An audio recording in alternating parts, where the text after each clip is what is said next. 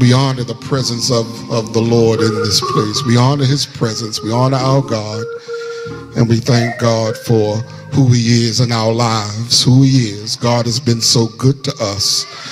And we thank him for being so very good to each and every one of us. Amen. We honor the Lord. We thank God for Jesus and his shed blood on the cross, his blood that washes and cleanses us from all of our sins. We are so glad that Jesus went to an over-rugged cross. He hung, bled, and died that we might have the right to the tree of life. Didn't have to do it, but he did. Died. The Bible says they put him in a borrowed tomb, but early Sunday morning he got up with all power in his hands. And because he lives, I can face tomorrow. Because he lives, all fear is gone. Because I know who holds my future.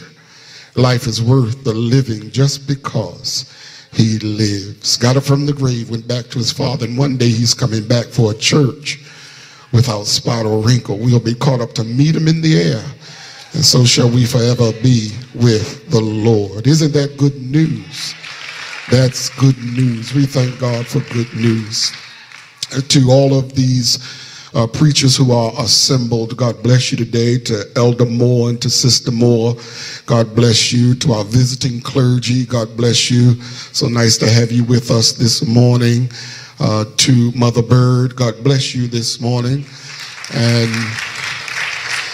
And to the First Lady of Greater Bethel, Reverend Gloria Redden, amen. Maybe some don't know who you are. First Lady, just wave your hand so they'll know who you are. Amen. We thank God for all of you. To all of these musicians, amen. God bless you today for leading us in worship.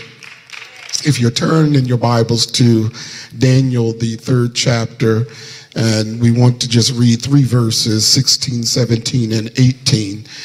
We want to kind of review and pick up where we left off last Sunday. Daniel, the Old Testament book of Daniel, the 3rd chapter, verses 16, 17, and 18. Let us pray. Father, we thank you for this day, and God, thank you for what you've already done in this place. And now, God, help me preach your word that your people might be encouraged and blessed. In Jesus' name we pray. Amen and amen. Daniel, the 3rd chapter, verses 16, 17, and 18. Shadrach, Meshach, and Abednego answered and said to the king, O Nebuchadnezzar, we are not careful to answer thee in this matter. If it be so, our God, whom we serve, is able to deliver us from the burning fiery furnace, and he will deliver us out of thine hand, O king. But if not, be it known unto thee, O king, that we will not serve thy gods, nor worship the golden image which thou hast set up. Verse 17, if it be so, our God whom we serve is able to deliver us. I want to preach from the topic this morning, God is still able. God is still able. Turn and tell your neighbor that. Turn and tell somebody else, God is still. Turn and tell one more neighbor, God is still able. God is still able. Last week we looked at Nebuchadnezzar, king of Babylon, and we made the point that he invaded and conquered Jerusalem. He conquered Judah. He was allowed, he was permitted by God to invade and to conquer Judah because of Israel's sin of idolatry, the worship of other gods. And I think we made the point that there is in the economy of God, his permissive will. God's permissive will is where he allows certain things to happen. He allows certain things to occur. I used to think when I was a babe in Christ that the devil and those whom the devil uses could just do whatever they wanted to do. and that would become frustrating and leading us to believe that what they did was unfair, and that what they did, they were able to get away with bringing us harm. But I have since learned that the plan of the enemy and those whom he uses has to be approved by God. We look at Job, and the Bible tells us about Job, talked about Job a little bit in Bible study, and we saw where the sons of the angels of men presented themselves before God, but also the devil showed up. The Bible lets us know that God asked the devil a question. Have you considered my servant Job? How he loves me, how he worships me. And the accusation that came from the devil was that the only reason he worships and loves you like he does is because of all of the stuff that you have given him. And I'm glad to report today that we have some members of this church who don't just praise and worship God for what you have, but you worship God because you know he is worthy to be praised. He is worthy from the rising of the sun to the going down of the same. How many know that God is worthy to be praised? And the Bible lets us know that the devil was allowed to attack Job to the point where Job lost everything that he had. He lost his children, his she-asses, his donkeys, his camels. He lost everything that he had. And the Bible lets us know that even after he lost everything that he had, Job still said, "Blessed came I into, naked came I into this world, and naked I will return. The Lord giveth and the Lord taketh away. Blessed be the name of the Lord." And even though the devil was allowed to come against Job, the Bible lets us know at the end of Job's life that God restored Job and gave Job double for his trouble. How many know that sometimes you have to go through, but God has this way of rewarding you for all of the stuff that you go through sometimes? And that knowledge gives me reassurance that since God allowed it, since God okayed the plan of the enemy and those whom the enemy uses, my telling God even in prayer, I'm not going through just telling an uninformed God, but God knew it before it was planned. He knew it when it was being planned, and he knew what the plan was, and he knew the plan even before the enemy formed the plan, because how many still know that no weapon formed against us shall prosper? And when the plan of the enemy was put in motion, guess who already knew what the plan was against you? God already knew what the enemy was going to do. And while I might be caught off guard, and while I might be surprised, my God was neither surprised or caught off guard. And that lets me know that if God allowed it, before it's all said and done, God's going to bring me out. I wish you would just shake somebody's hand like you're going to shake it off and say, neighbor, no matter what you're going through, know that the God we serve has the power to bring you out. And when he brings me out, my faith in God will soar.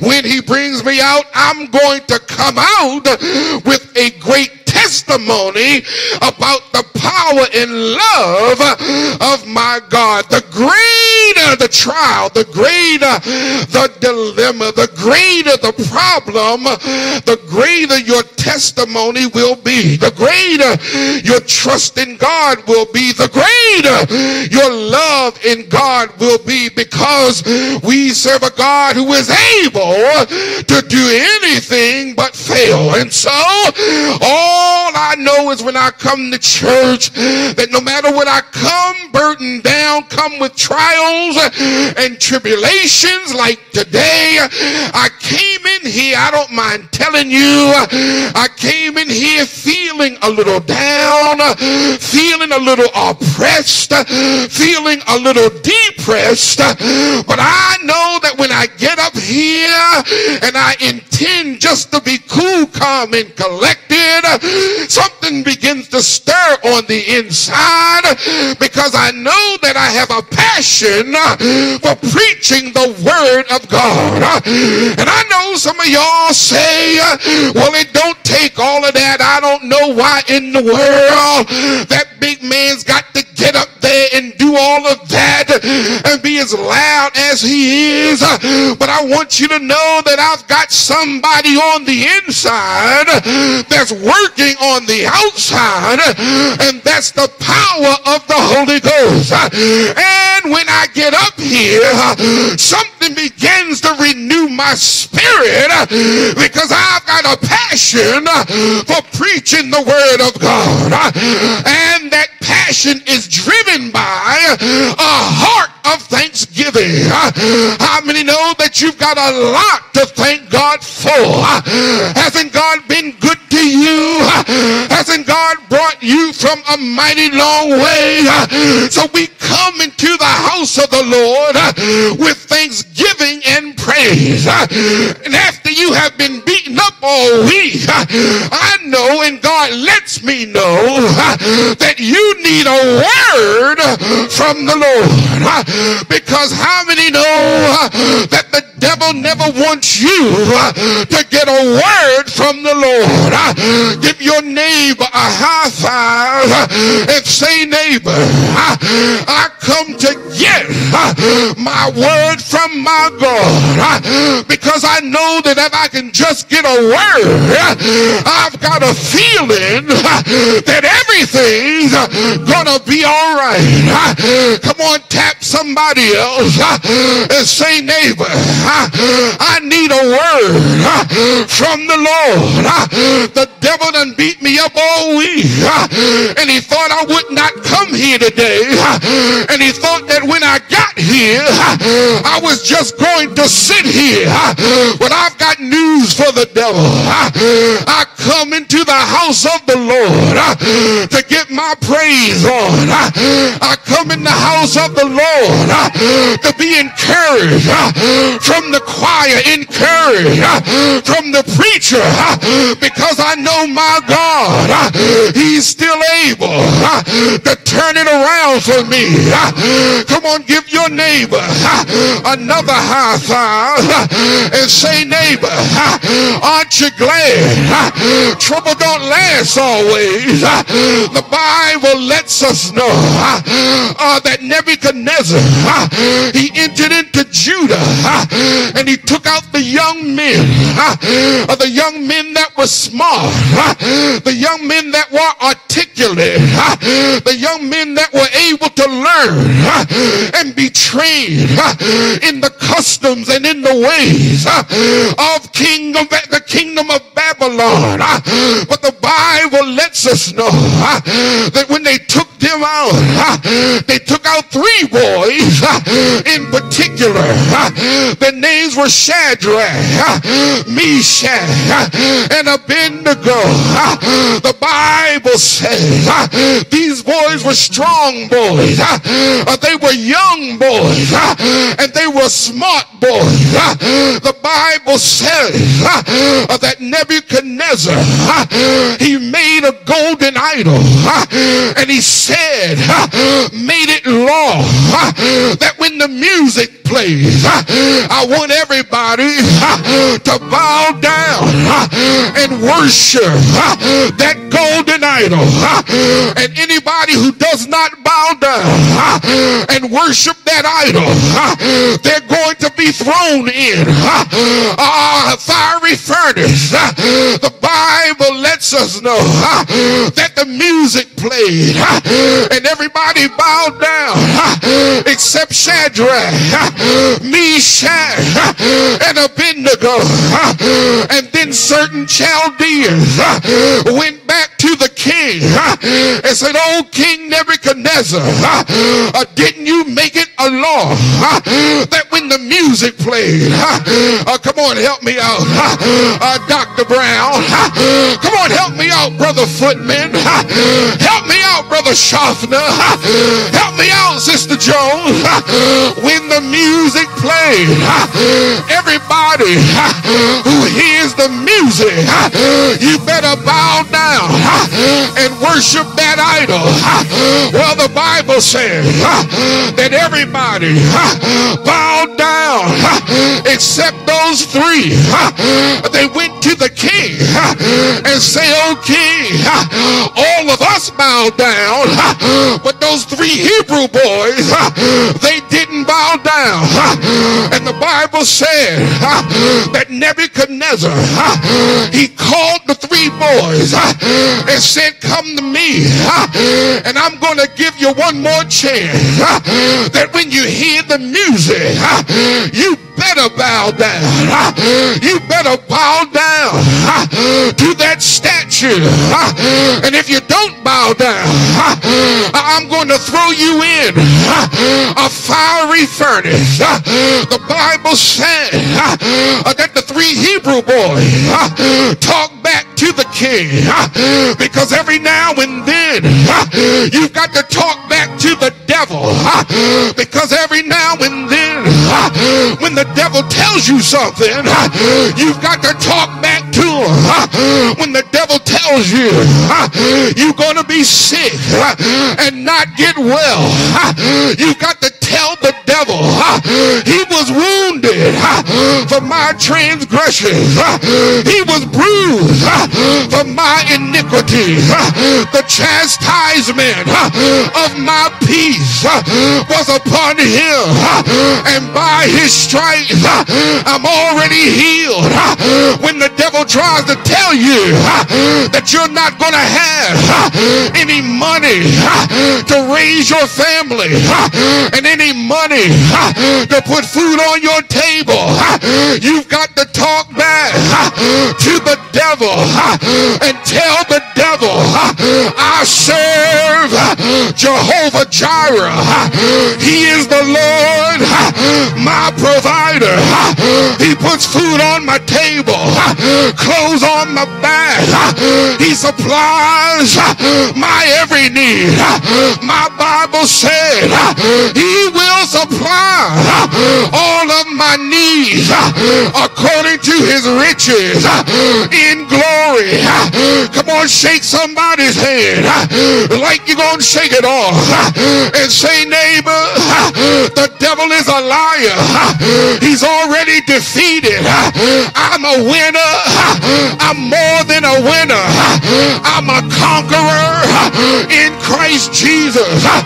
And greater is he that's within me than he that's in the world." You've got to talk back to the devil and let the devil know, I serve a God who doesn't have some power. He's got all power in his hand. Come on, shake somebody's hand like you're going to shake it off and say, "Neighbor, I serve a good God. I serve a great God, and he's worthy to be praised."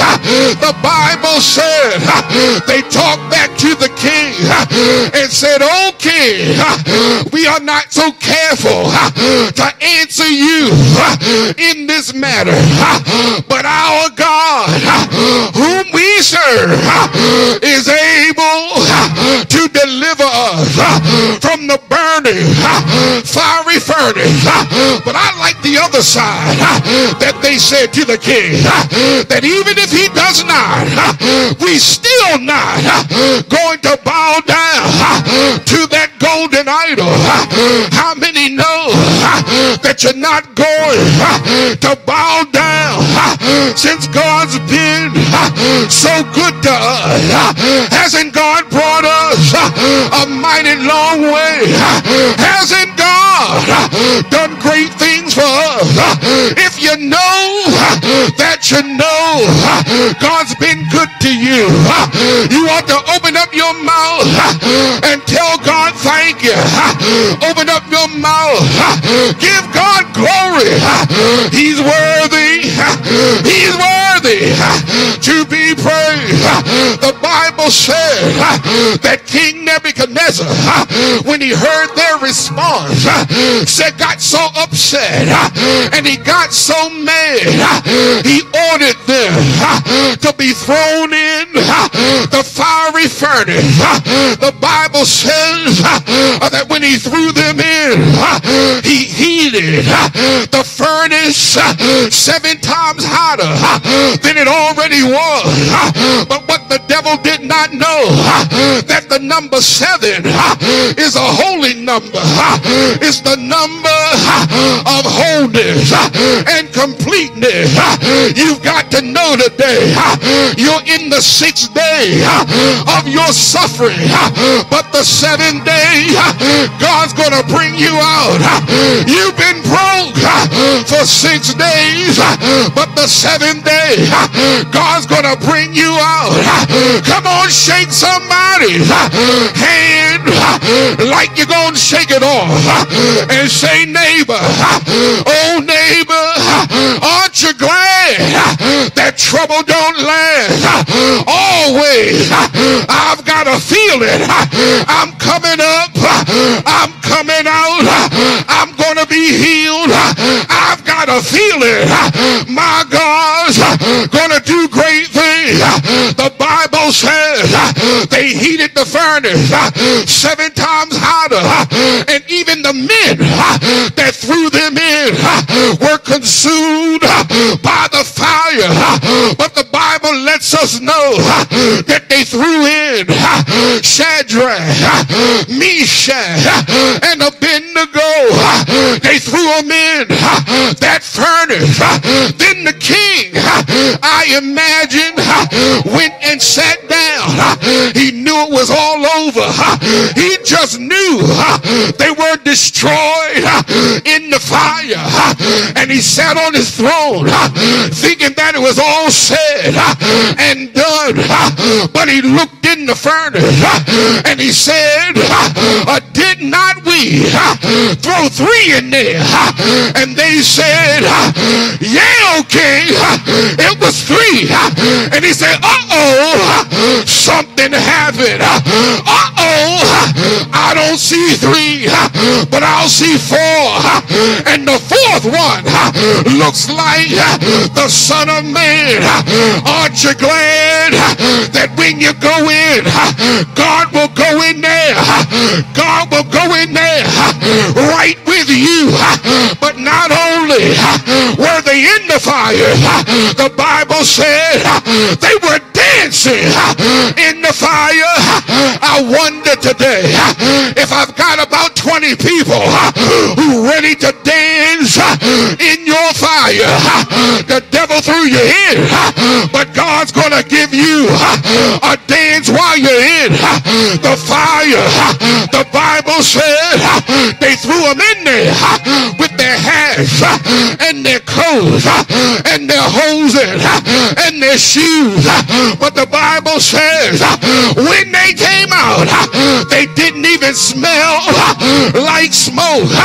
Shake your neighbor's hand like you're gonna shake it off and say, neighbor, when you come out of your furnace, you're not even going to smell like smoke. Say, come on, neighbor, sniff me, smell me. I don't even smell like smoke, because the God we serve, he's able. The God we serve has got the power to turn it around, pick you up and place your feet on solid ground. That's why I'm not going to let anybody shut my mouth, because I've got something to praise God for. I've got a reason to praise God, because if you knew like I know what the Lord done for me, you'd praise him too. Come on, shake somebody's hand like you're going to shake it off and say, neighbor, I need a praise partner. Come on, y'all. Get another partner and say, neighbor, all that I've been through, all of the trials, all of the tribulations, all of the hurt, all of the pain, I need a praise partner. Come on, neighbor, help me praise the name of my God. He's a good God. He's a great God. He's worthy, worthy, worthy to be praised. Come on, if you know that you know that you know that you know God's been good to you, open up your mouth, tell God thank you. Open up your mouth, give God glory. Ain't he worthy? Ain't he worthy? Ain't he worthy? Ain't he worthy to be praised?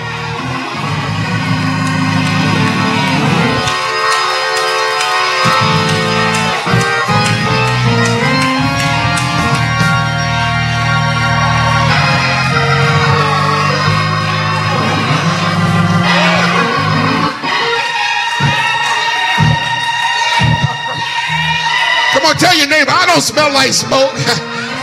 I've been in the furnace. I've been in the fire.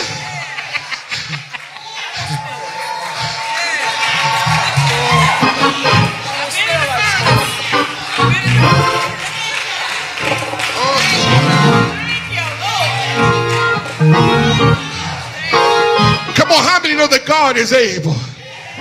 Come on, how many know that he's able to do anything but fail? There's no failure in the God we serve.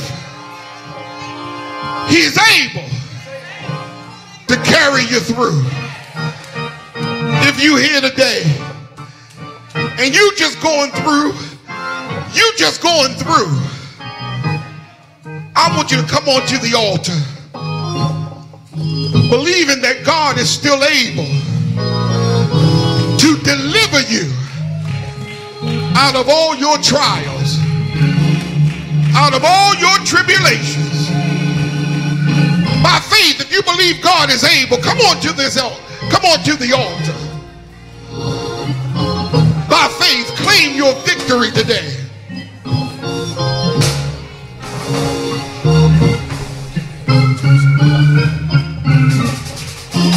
If the Lord, come on, by faith, come on to the altar. If you need God to make a way out of no way, come on to this altar. By faith, believing that he's able to do that for you. If the Lord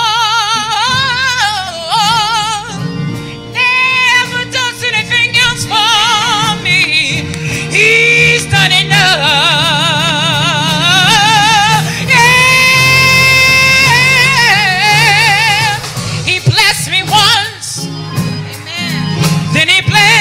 Twice. Ooh, the Lord keeps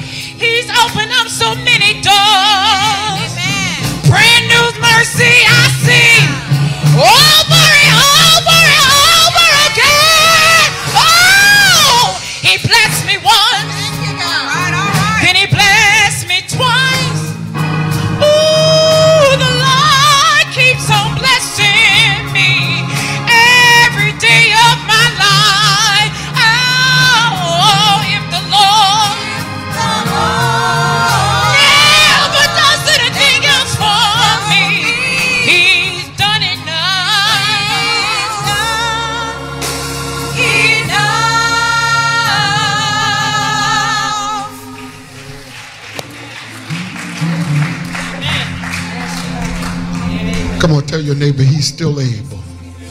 He's still able. He's still able. Hallelujah. Praise the Lord. Hallelujah. I attempted to make the point this morning. I don't know if I did, but I attempted to make the point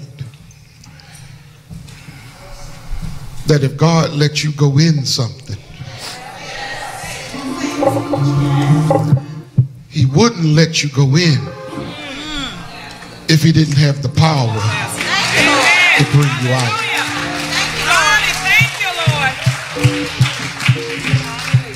I tried to make that point that every now and then God will allow you to go in something.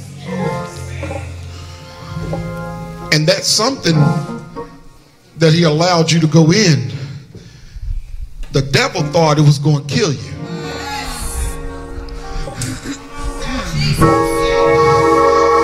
But if God lets you go in, you've got to know today he had every intention of bringing you back out again. Thank you, Lord.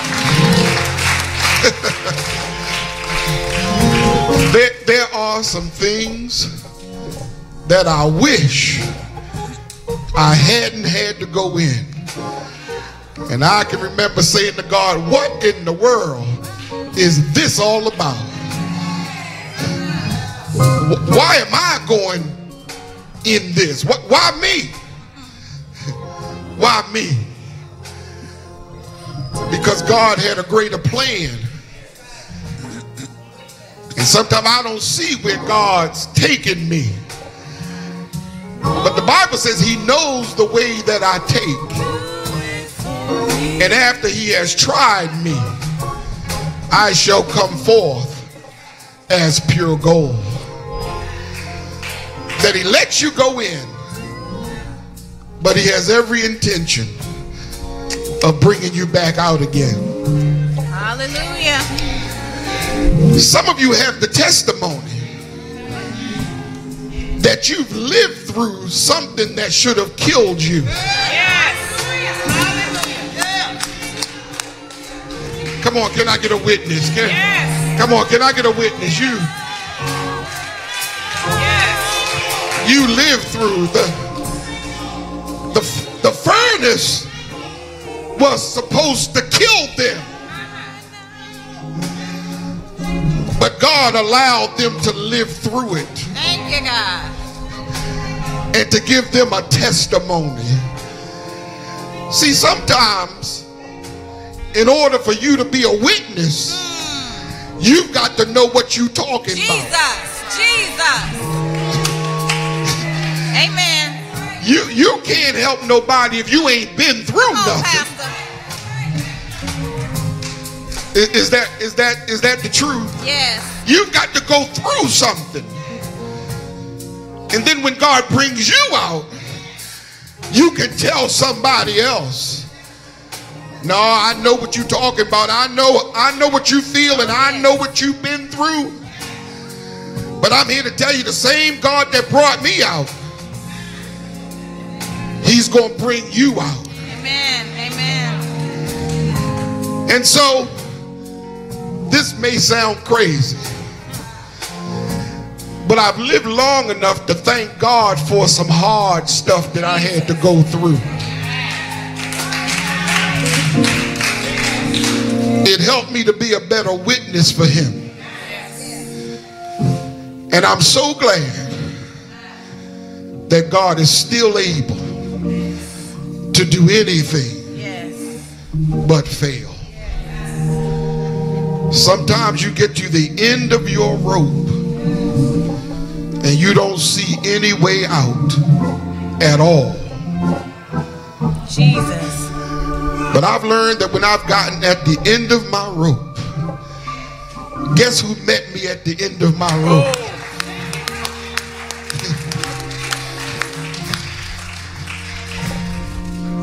Sometimes you get between a rock and a hard place.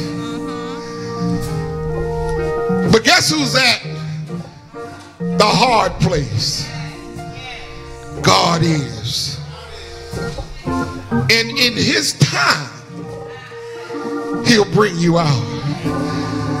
May not be today, may not be tomorrow, but if you hang in there, the Bible says that weeping may endure for a night, but joy comes in the morning. Take the hand of the person standing next to you.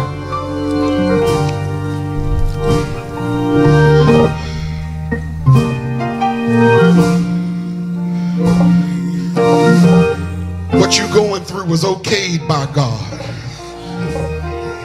God okayed it.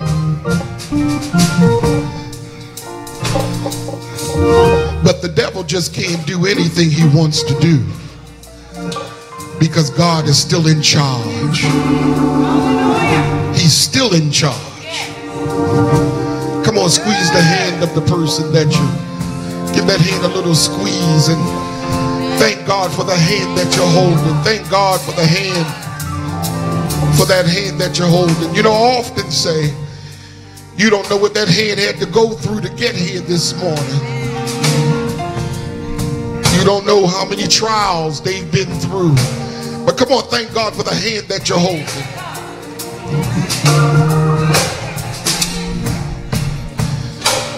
And right now, I just want you to give that hand another little squeeze and squeeze some joy into that hand.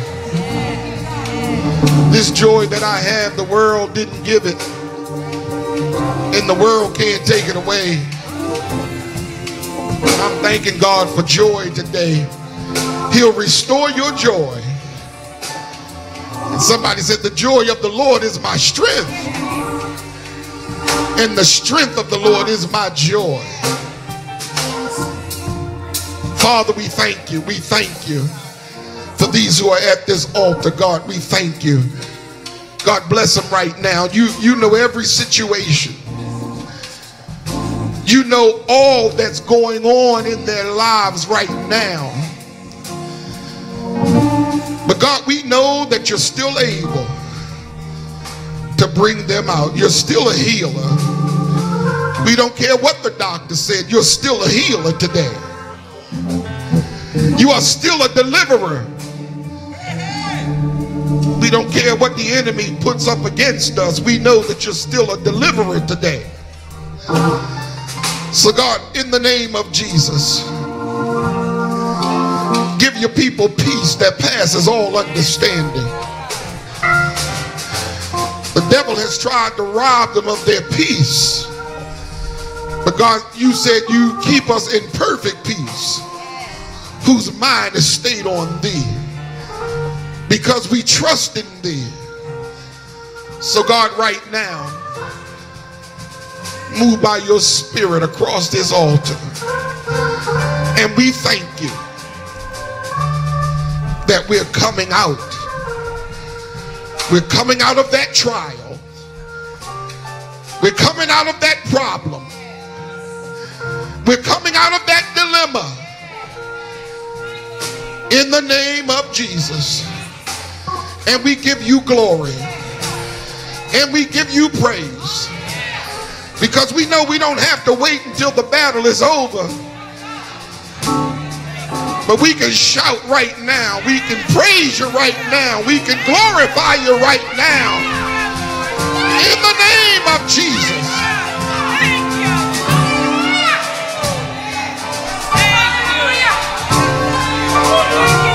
Bless families. Bless families. Husbands, wives, sons, daughters. Bless our children. Bless our children's children. In the name of Jesus. God, we thank you. And we believe it's already done. We believe it's already done. We count it as done. In Jesus' name.